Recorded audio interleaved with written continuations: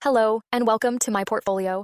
My name is Megan Roth, and I am a library technology student at Palomar College. My current studies also include library services for children and young adults. My goal is to use this knowledge to obtain a position as a library assistant in an academic setting. This portfolio showcases a selection of projects and experiences that reflect my commitment to this field. I have enjoyed the process of creating this collection, and I hope you find it informative and insightful. Alongside my academic projects, you will also find my current resume. Thank you for taking the time to explore my work.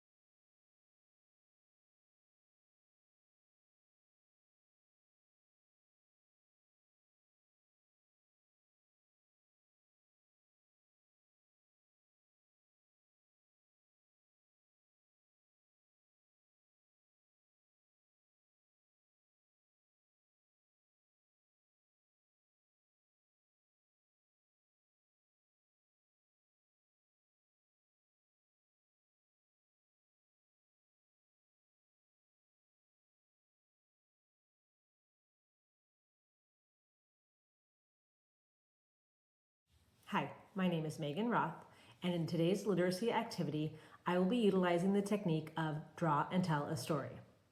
This technique is used for a storyteller to tell a story and simultaneously draw a picture using a series of shapes and lines that connects with the story as it's being told.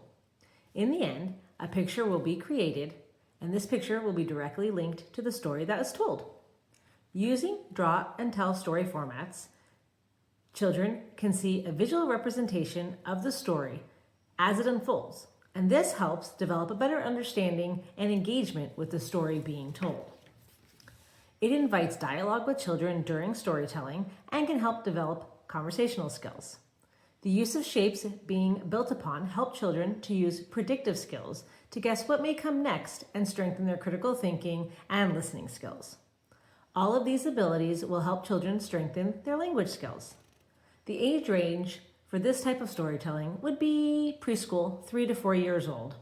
It's also fun and engaging for older kids to use this as a way to tell a story. They can create a story and a picture that goes along with it using a lot more of that critical thinking and development skill that they learned when they were 3 and 4. It also helps young children identify their shapes. Where could you use this? Anywhere that stories are told. Libraries, schools, around your dinner table, or even at bedtime story time. Some effective techniques for this would be to choose a simple story that's easy to draw and make sure you practice before you perform so that you know if your story can fit on the paper or medium you choose. I chose this activity because it's fun and silly and it engages young children into the story. I also love to draw, and I love to utilize any technique that helps me remember steps to draw a neat and fun picture. Today's draw and tell story is called No Pets Allowed by Richard Thompson. Timmy had a dream. More than anything in the world, he wanted to have a pet. But Timmy had a problem. Timmy and his family lived in a very small building here. This was an apartment building in the city. When he asked his mother if he could have a pet, she said, "I don't know, Timmy. I don't know the rules about pets in this building. We will have to go and talk to the landlord." They went and talked to the man who owned the apartment building, and he said, "I don't know, Mrs. Johnson. That doesn't seem like a very good idea to me. You see these plants here I have planted along the side of the building? I worked very hard to get those plants to grow, and I'm afraid that if your boy gets a cat, the cat will make a mess in the dirt. Or if he gets a dog, the dog will dig up those plants. No, I'll have to say that the rule in this apartment building will have to be no pets allowed. But Timmy wasn't about to give up that easily. Every day he came to his mother with a new idea. How about a gerbil, Mom? Could I have a gerbil? No, Timmy, no pets allowed. How about a turtle, he would say, I'll keep him right in his turtle dish.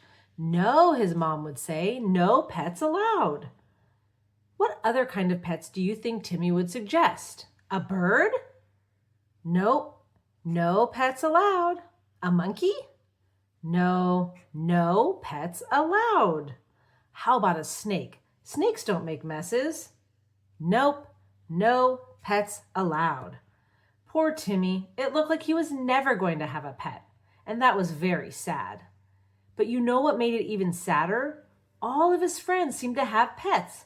Every time he went out to play or he went for a walk, he would see his friends, and that friend would have a pet. One day, he was walking by the school, and there was his friend Maggie, walking her dog. Then he went around a corner and saw his friend Christopher walking his cat. Another time he went to the park and he saw Sarah out walking her bird. If he went walking past the baseball diamond, he saw Michael with his fish. All Timmy's friends had pets and he didn't have one. One day when Timmy was out walking, he found something. He looked down there on the floor, right around the fountain, and saw a cool little silver dollar. Timmy picked up that silver dollar and put it in his pocket and ran straight to the pet store. He ran into the store saying, Pet store man, what can I buy with a silver dollar? What can I buy here? Well, son, said the pet store man, you came in on the right day. Today we're having a big sale, and for only $1 silver, you can buy this beautiful fish bowl with a beautiful fish inside. All for just $1 silver. Now, Timmy knew that fish were not allowed, but this was a very tiny fish, and it was very cute.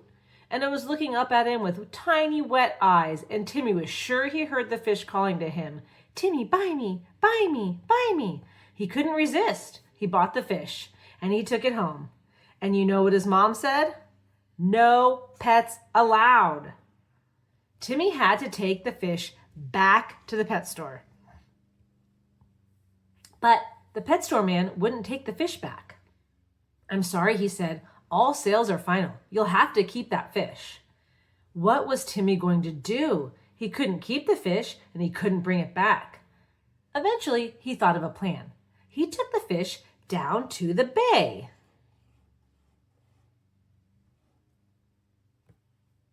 And he threw it in the water. Goodbye, little fish, he called. I hope you will be happy in the bay. I really wanted you to be my pet, but pets are not allowed. Not long after that, Timmy's family moved away from the apartment building. They bought a house out in the country. They loaded up all their stuff and took a ferry across the bay. And then they headed off into the country. All along the way, Timmy was thinking to himself, maybe now I'll get to have a pet. Maybe now I'll get to have a pet. But when they got to their new house,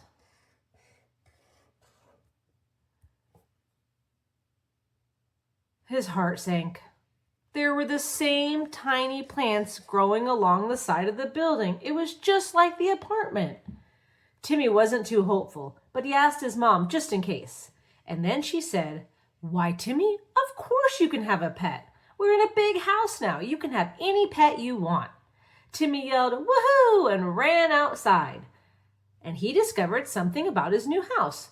There was a cool little stream running right through his backyard. In that stream, Timmy found something, and he thought, this'll make an excellent pet, and he took it home. Do you know what he found? That's right, an alligator. Do you think his mother let him keep it?